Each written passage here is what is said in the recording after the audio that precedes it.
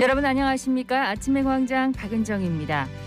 지난 24일 내년 정부 예산안이 국회를 통과했습니다. 대구는 올해보다 7%가 증액된 7조 8천억 원, 경북은 9% 늘어난 11조 원이 반영됐는데요. 대구시의 경우 미래 5대 첨단 산업과 함께 대구도시철도 엑스코선 등 SOC 분야의 신규 사업 50여 건 이상이 반영돼 첨단 산업 육성과 미래 번영을 위한 토대를 마련했다는 평가입니다. 역대 최대 규모의 국비를 확보한 경상북도 역시 영일만 횡단 구간 고속도로 건설과 문경, 상주, 김천선 등 수건 사업이 대거 반영돼 지역 균형 발전이 탄력을 받을 것으로 보이는데요. 국비를 얼마나 확보했느냐에 따라서 지역 발전과 주민들의 삶의 질이 달라집니다. 모쪼록 대구시와 경상북도가 희망했던 국비 예산들이 내실 있게 집행돼서 지역 발전의 마중물이 됐으면 하는 바람입니다. 12월 26일 월요일 아침의 광장입니다. 먼저 이 시각 교통 상황과 날씨 듣겠습니다. 서유리 리포터. 네, 먼저 고속도로 상황입니다.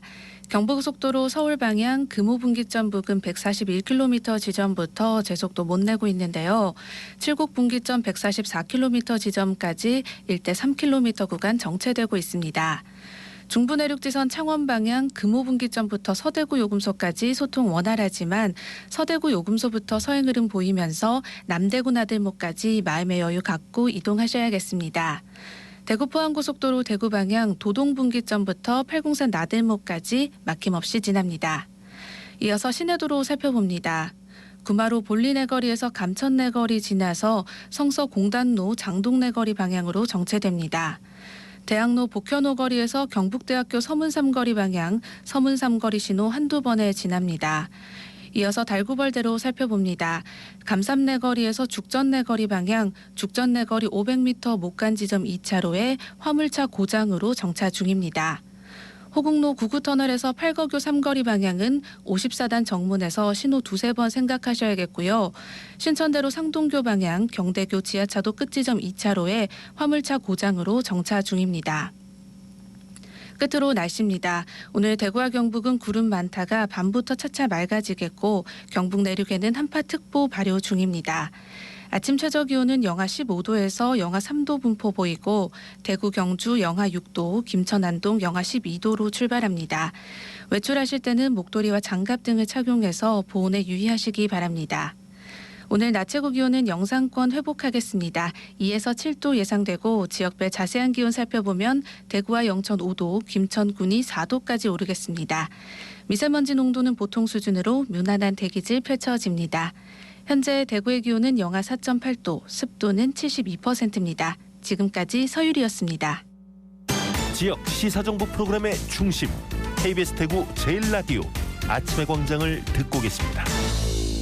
월요일 아침의 광장 함께하고 계십니다. 8시 33분 지났습니다. 그러고 보니 올해의 마지막 월요일이네요.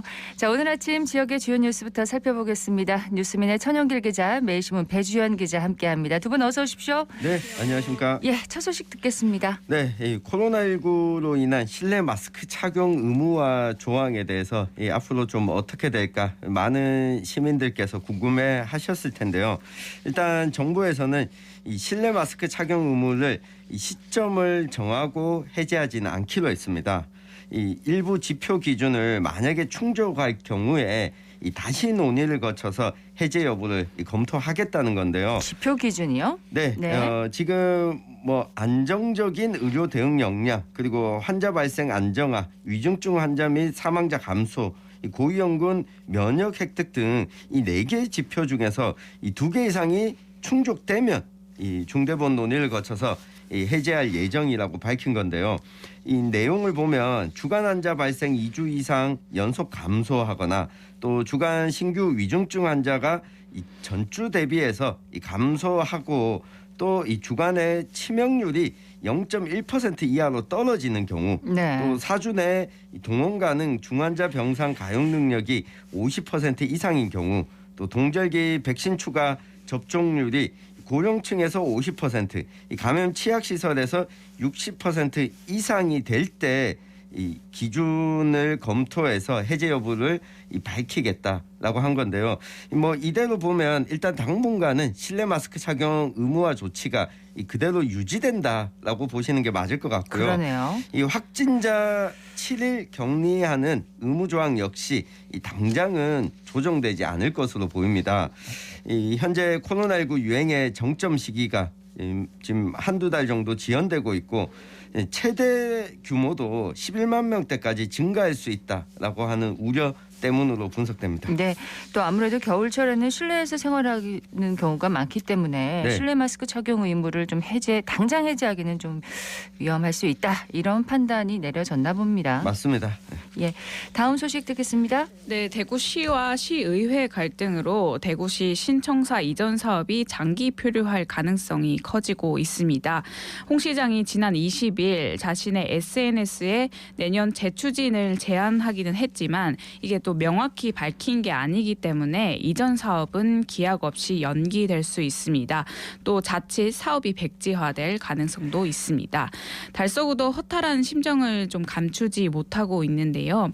그동안 달서구는 대구시 눈치를 보느라 강한 비판을 하진 못했지만 이제는 반발이 커지고 있습니다. 네. 달서구 의원들은 수기 민주주의 과정을 거쳐 선정한 신청사 사업을 중단하는 것은 시민의 권한을 무시하는 행정이다라고 목소리를 높이기도 했습니다. 이와 관련해서 매일신문에서 설문조사를 했다면서요? 네, 맞습니다. 이제 대구 시민 2명 중 1명이 신청사 이전에 대해서 재정 상황이 나아질 때까지 산격동 청사를 활용해야 한다고 응답한 설문조사가 나왔는데 그 매일신문이 지난 24일 대구 시민을 대상으로 실시한 여론조사에서 응답자의 49.2%가 시의 재정 상태가 좋아질 때까지 산격동 청사를 활용하는 것이 맞다라는 의견을 전했습니다.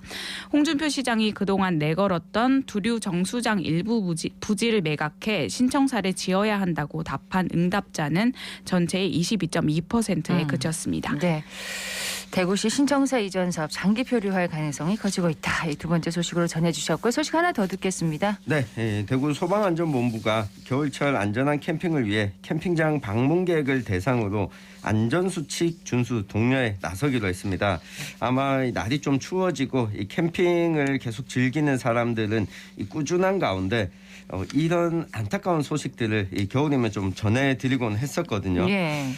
지난달 5일에도 원주시에서 텐트를 치고 숙박을 하던 30대 여성이 숨지고 이 남성 2명이 또 의식을 잃고 이 병원으로 옮겨지는 사고가 발생했기도 했는데요. 최근에 3년 동안 전국에서 질식으로 인한 119 신고 건수가 이 471건에 달했다고 합니다. 같은 기간 화재 신고도 145건이 접수가 됐다고 하는데 특히 겨울철에는 캠핑장에 난방용품을 사용하는 등 질식과 화재 위험이 높고 네. 또 우리 지역에 있는 캠핑장이 주로 산림 지역과 인접해 있다 보니까 산불 위험성도 함께 생긴다고 합니다. 겨울철 지켜야 할 화재 예방 안전수칙 한 번만 좀 강조를 드리면 어떤 점을 좀 조심해야 될까요? 네, 이 텐트를 설치하기 전에 주변의 소화기의 위치를 확인하고요. 만약 불을 피운다면 옮겨 붙기 쉬운 물건을 사전에 치우고 난로를 피워야 합니다. 또 일산화탄소 중독을 막기 위해서는 환기를 해주고 일산화탄소 경보기를 이 캠핑장 실내에 또 설치하는 것도 필요합니다. 네. 오늘부터 2월 말까지 이 소방에서 이 캠핑장을 이용하는 시민을 대상으로 이러한 안전수칙 안내문을 배부할 예정이라고 하는데요. 이 캠핑을 즐기시는 분들 필히 확인하시기 바랍니다. 겨울에도 또 이렇게 캠핑 즐기시는 분들은 계속 하시더라고요. 맞습니다. 예, 네, 질식이나 화재 예방에 꼭 신경을 쓰셔야겠습니다. 마지막으로 소식 간단하게 하나 더 듣겠습니다. 네, 25일부터 단독주택과 다세대 주택, 빌라 등에서 투명 페트병을 분리 배출하지 않으면 30만 원의 과태료가 부과됩니다. 30만 원이요? 네, 맞습니다. 하지만 대구시의 주택가에서는 여전히 분리 배출이 지켜지지 않는 모습인데요. 투명 페트병 분리 배출제를 제대로 지키는 곳은 드물 뿐더러 시민들은 투명 페트병 배출률도 제대로 알지 못했습니다. 배출 방법도 제각각이었는데 공동주택 단지 분리수거함에는 일반 플라스틱과 투명 페트병이 뒤섞인 채 버려져 있었고요. 네. 투명 페트병 분리 배출을 위해 별도로 마련된 공간에도 라벨이 달린 페트병을 손쉽게 찾아볼 수 있었습니다. 그렇습니다. 투명 페트병 잘 분리해서 버리셔야겠습니다. 자, 이슈 토크로 넘어가겠습니다. 이번 주 이슈 토크는 연말 결산으로 진행을 하겠는데요. 오늘은 어떤 이슈부터 짚어볼까요? 네, 올 한 해 지방선거가 있으면서 이 대구시와 경북도의 수장이 바뀌거나 유지되기도 했습니다. 네. 이 정책에도 많은 변화가 있었는데 어떤 변화가 있었는지 또 달라진 대구와 경북의 관계를 한번 짚어보겠습니다. 자, 민선 8기 출범 지난 7월 1일이었습니다. 네, 맞습니다. 홍준표 시장은 역대 대구시장 선거에서 78.8%라는 최고 득표율로 당선이 됐습니다. 홍 시장은 이후 대구시의 미래 번영, 혁신과 행복, 글로벌이라는 3대 목표를 제시하고 개혁에 나섰는데요. 그동안 대구시의 수건 사업으로 좀 남았던 사업들도 하나씩 풀어나가기로 했습니다. 대표적으로 통합 신공항 국비 건설이 있고 네. 공항 신도시 및 공항 산단 조성, 군부대 재배치와 미군 부대 이전, 시청 도청 후적지 개발 등입니다. 이철우 경북도지사도 연임에 성공을 했는데요. 이 지사가 앞세운 경북도정 2기의 핵심은 바로 100조 투자 유치였습니다.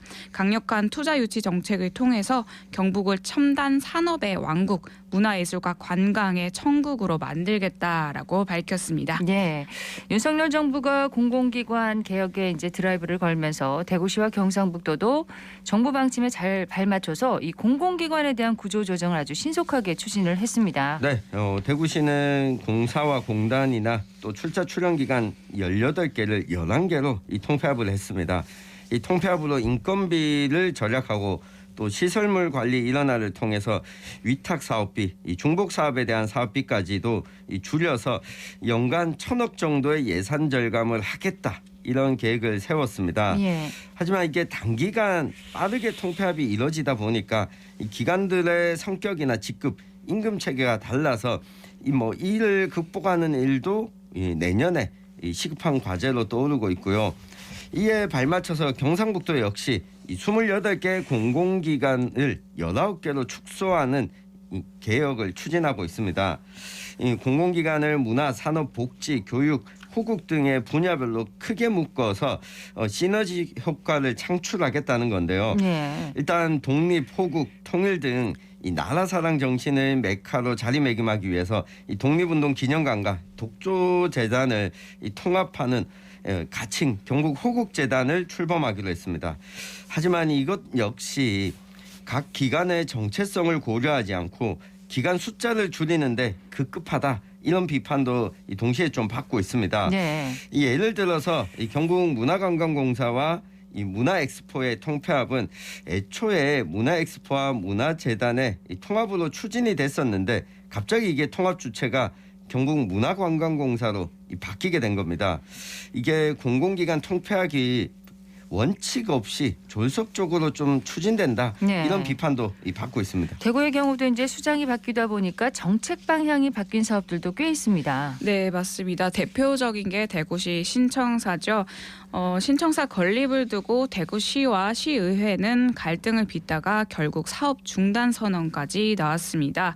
이번 달 달서구 지역의 시의원들이 내년에 진행될 신청사 설계 공모 예산 130억 원을 삭감하자 홍 시장은 사업을 추진할 수 없겠다며 관련 부서를 잠정 폐쇄하고 직원을 인사이동시켰습니다. 예. 이렇게 신청사 건립 계획은 내년 말 예산 편성 때 다시 검토하겠다라고 밝혔는데 이로써 건립도 1년 이상 늦어지게 됐습니다. 건립이 무산된 게 또 있죠. 네, 맞습니다. 바로 제2대구의료원입니다. 권영진 전 대구시장이 건립을 약속했지만 홍 시장은 기존 대구의료원 기능을 강화하기로 방향을 방향을 틀었습니다.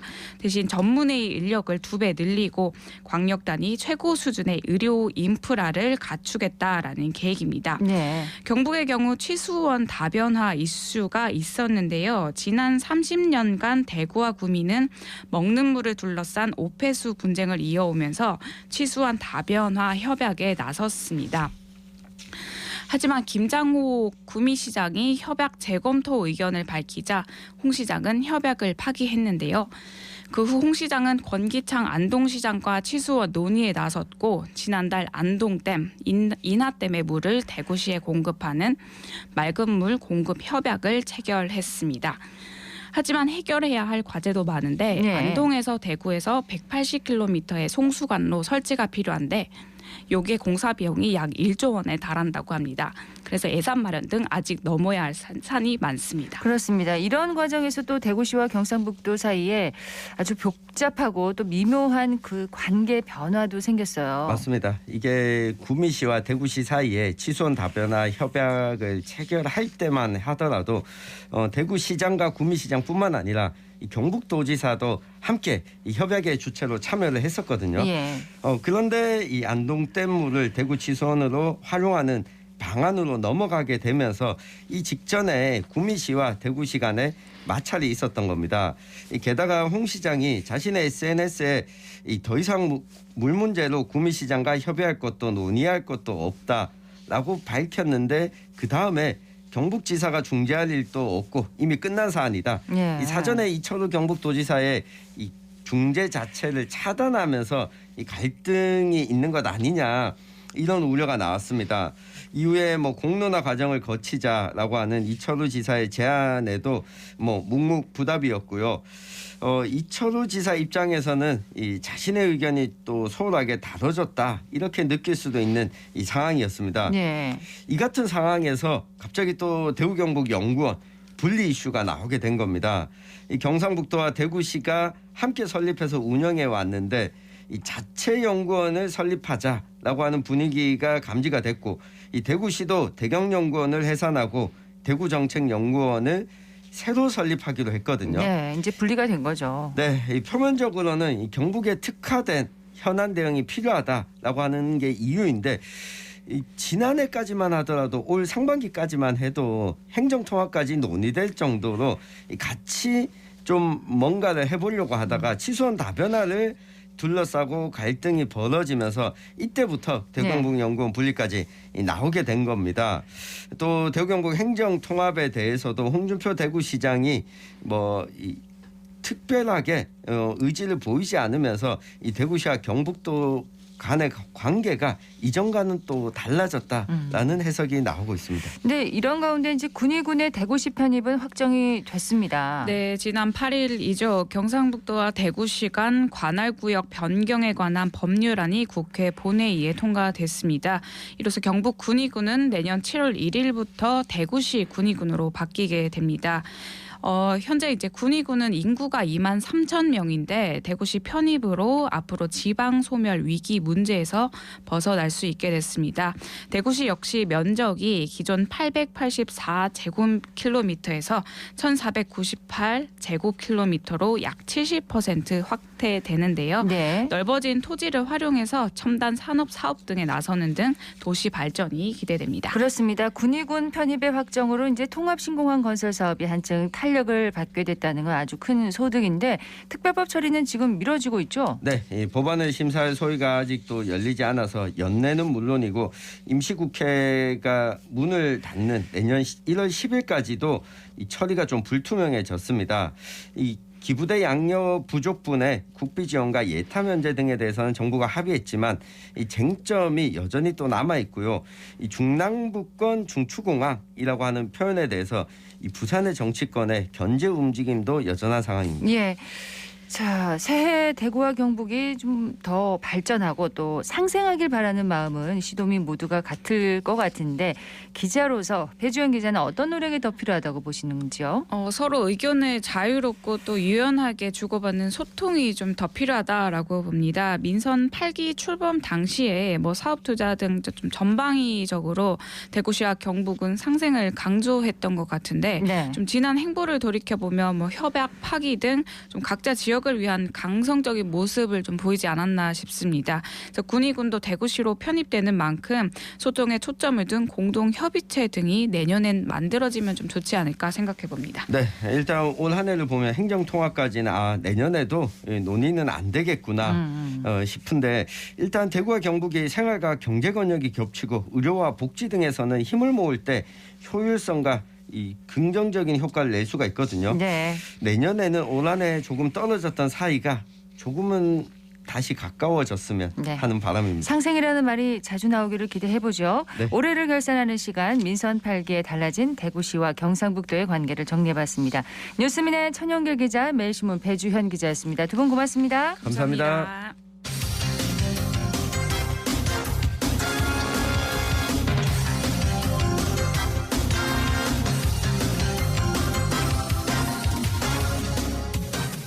8시 50분 지나고 있습니다. 인생 전환기에 있는 우리 지역의 청년들이 보다 나은 삶을 준비할 수 있도록 지역의 청년 정책을 살펴봅니다. 청년 리포트 대구시 청년상담소 강혁조 상담사와 함께합니다. 어서 오십시오. 네, 반갑습니다. 자, 오늘은 어떤 얘기 해볼까요? 네, 벌써 올해 마지막 청년 리포트 코너인데요. 그러네요. 연말이라서 따뜻한 이야기를 드리고 싶었는데 올해 청년 관련된 각종 지표를 살펴보면 그리 녹록한 상황은 아닙니다. 대기업과 중소기업, 정규직과 비정규직의 격차는 더욱 커지고 있고 청년들의 첫 일자리로의 이행 기간은 더 길어지고 있습니다. 여전히 청년층은 노동시장에서 장기 실업, 불안정한 저임금 노동에 직면해 있고요. 이러한 악재 속에서도 지난 10월 26일 국무조정실 산하 청년정책위원회에서 한덕수 국무총리 주재로 몇 가지 청년정책 예산에 대해서 발표가 있었습니다. 네. 청년정책 예산은 2022년 대비 7천억이 증가한 24조 1천억 원 규모로 배정이 되었습니다. 여러 가지 정책들이 시행되었지만 그중에서도 청년들이 주로 관심을 가진 정책은 역시 청년 정책 리포트 코너에서도 몇 번 다루었던 자산 형성 정책과 주거 관련된 정책이 있는데 짧게 핵심만 소개해드리겠습니다. 자, 주거 정책부터 한번 살펴볼까요? 네, 청년 주거 관련된 정책으로 공공주택 50만 호를 공급한다는 계획입니다. 정부가 청년과 서민층의 내 집 마련 기회를 확대하기 위해 5년간 공공분양 50만 호 가구를 공급하기로 했는데 이 중 34만 호 정도를 39세 이하의 미혼과 청년층, 신혼부부 등에 우선 공급한다는 거죠. 예. 시세의 70%에서 80% 분양가에 최저 1%대의 낮은 금리로 장기 대출을 지원합니다. 네. 근데 이번 정책 요건 중에서 이전과 다르게 좀 신규로 추가된 항목이 있다면서요? 네, 맞습니다. 청년 1인 가구가 증가하고 있는데요. 기존 주거 정책에서는 상대적으로 미혼인 청년 가구가 정책에 배제가 되어 있는 경우가 많이 있었거든요. 네. 이번 발표의 핵심은 미혼 청년에 대한 공급 기회의 확대라고 볼 수 있습니다. 청약 제도의 특별 공급 요건에 미혼 청년 항목이 새로 추가가 되었는데 2030 청년들을 중심으로 많은 호응이 있었습니다. 또 가점제로만 운영됐던 투기 과열지구 내 민간 중소형 평형도 30%에서 60%가량 추첨제로 전환하고 청약 가점이 낮은 청년들의 기회를 늘린다는 계획입니다. 예. 관련 이슈도 있는데요. 최근 주택 경기 부진으로 사업 계획에 차질을 빚어질 수 있다는 우려가 있고 분양이 아닌 임대 수요에 대한 대책은 여전히 부족하다는 지적도 나오고 세대 간 역차별 논란 또한 과제로 남아 있습니다. 그렇군요. 어쨌든 미혼 청년에 대한 주거 공급 기회가 좀 확대됐다는 게 중요한 추가된 정책이네요. 이어서 자산 형성 관련 정책도 좀 살펴볼까요? 네, 자산 형성 관련된 정책은 사업 발표부터 몇 가지 이슈가 있어서 청년 정책 레포트 코너에서 소개해드린 적이 있었는데요. 바로 청년 도약 계좌입니다. 청년 도약 계좌는 매달 청년이 70만 원씩 납입하면 납입액의 최대 6%를 정부가 지원해 5년 만기 시 5천만 원의 목돈을 마련할 수 있고 비과세 혜택까지 받을 수 있는 상품인데요. 가입 자격은 소득 6천만 원 이하이면서 가구 소득이 중위소득 180% 이하인 19세부터 39세 청년이 가입할 수 있습니다. 네, 해당 정책도 몇 가지 이슈가 있었죠. 네, 맞습니다. 지난 정부에서 운영했었던 청년 희망 적금도 연 10%의 파격적인 금리가 지원되는 상품이었거든요. 네. 그런데 출시 석 달 만에 17만 명이나 중도 해지를 했는데 그 이유가 납입 기간이 너무 길다는 불만이 있었습니다. 해당 정책 역시 5년이라는 긴 납입 기간이 있어 중도 해지 청년이 많지 않을까 하는 우려가 있습니다. 네. 또한 청년 희망적금에 이어서 청년층에게만 너무 혜택을 몰아주는 게 아닌가 하는 형평성 논란도 제기되고 있습니다. 자, 올해 마지막 청년 레포트 코너를 진행하고 있습니다. 이 코너를 준비하시면서 어떤 점을 느끼셨어요? 네, 인생 전환기에 있는 지역의 청년이라는 말 그대로 현재 청년들은 인생의 전환기에 살고 있습니다. 현재를 살아가는 청년들에게 불확실성이 높다는 것은 부모 세대와 비교하여 미래를 예측할 가능성이 더 낮아졌음을 의미합니다. 예. 청년에게는 한 직장에서 숙련도가 쌓이고 임금이 상승해 집을 마련하고 가족을 계획할 가능성이 줄어들고 있고 급격한 기술 발전과 비대면, 디지털 전환 등 경제사회의 구조적 변화가 가속된 가운데 비표준적인 일의 형태가 확대되고 있어 불확실성은 더욱 증가하고 있습니다. 그렇습니다. 또한 기후위기와 이에 따른 산업 전환, 인구 절벽과 지방 소멸, 그리고 그 과정에서 필연적으로 기존 산업과 지역의 일자리가 붕괴하고 새로운 일자리로 진입하지 못하는 공백 상태의 노동자들이 생겨나게 됩니다. 새로운 사회 문제로 부상하게 될 것인데요. 앞으로 더 좋아질 것이라는 기대를 하기에는 당면한 문제들이 너무 많은 것 같습니다. 이 시대 청년들이 짊어지기에는 참 무거운 현실입니다. 네, 분명한 건 지금까지의 청년 정책으로 현 시대 청년들이 마주한 문제를 포괄할 수 없다는 것입니다. 인생 전환기이자 사회 구조가 전환되고 있는 이 시대를 살아가는 청년들에게 필요한 정책이 무엇인지 우리 사회가 더 고민해 보아야 할 것입니다. 네, 대구시 청년상담소 강혁주 상담사였습니다. 고맙습니다. 네, 감사합니다. 오늘 대구 경북 지역 북부 내륙을 중심으로 한파특보가 발효된 가운데 바람도 다소 강하게 불어서 계속 춥겠습니다. 낮 기온은 2도에서 7도 분포로 예상되고요. 미세먼지 농도 보통 수준을 보이겠습니다. 지금과 같은 동장군 기세는 오는 28일까지 이어지겠습니다. 아침의 광장 오늘 순서 여기까지입니다. 박은정이었습니다. 고맙습니다.